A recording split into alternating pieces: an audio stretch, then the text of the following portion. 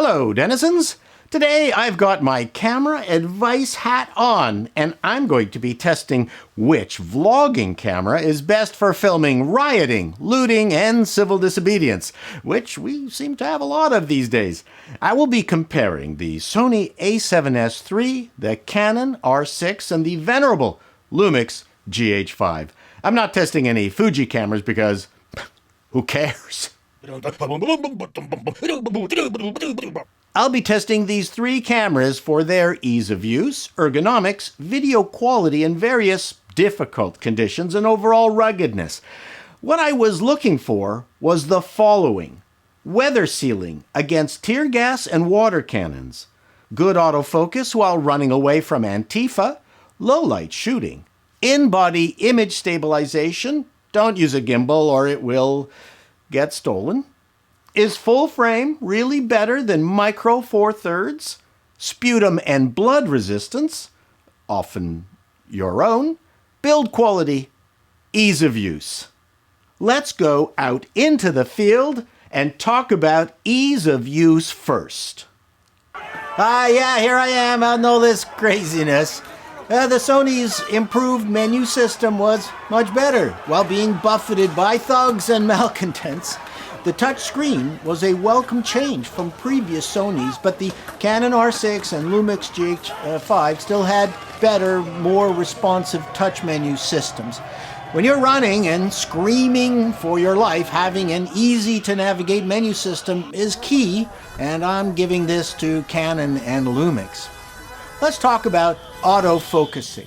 No surprise, the Sony did a great job tracking people who were deliberately covering their faces. I was very impressed with the way Sony could distinguish between protesters wearing vendetta masks and the police with full face shields. Everyone was crisp and clear.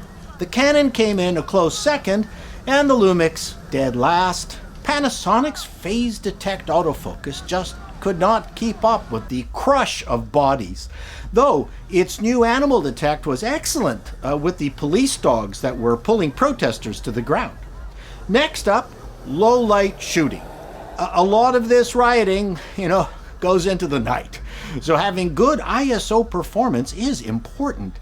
The Sony is supposed to be the king of low light, but I found the Canon performed just as well at high ISOs.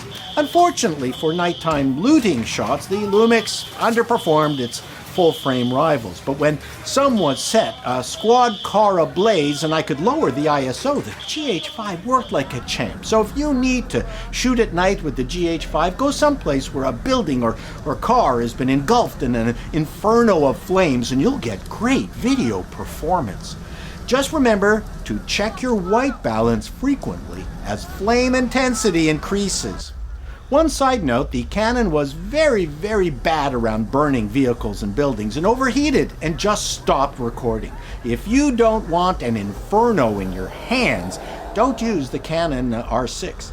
Battery performance, hands down winner was the Sony. I was able to shoot, run away, shoot more, hide, cower in fear, and shoot all day on one battery. Good for you, Sony. Finally, ruggedness and overall experience. All these cameras are rugged, but if you have to beat back someone trying to steal your gear, the sharp edges of the Sony really hurt and drew blood.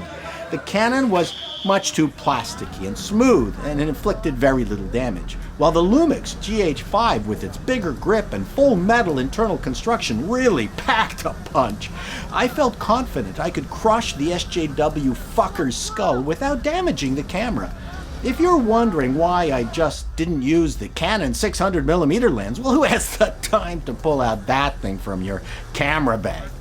And speaking of camera bags, one key area that the GH5 shined was that while its body was not much smaller than the others, micro 4/3 lenses certainly are, providing a much smaller and lighter camera bag that made it easier to run away from charging riot police with flailing truncheons. Barry, a fellow YouTuber with a Canon full-frame lens kit and a much bigger, larger backpack, was easily tracked down by the National Guard and beaten senseless.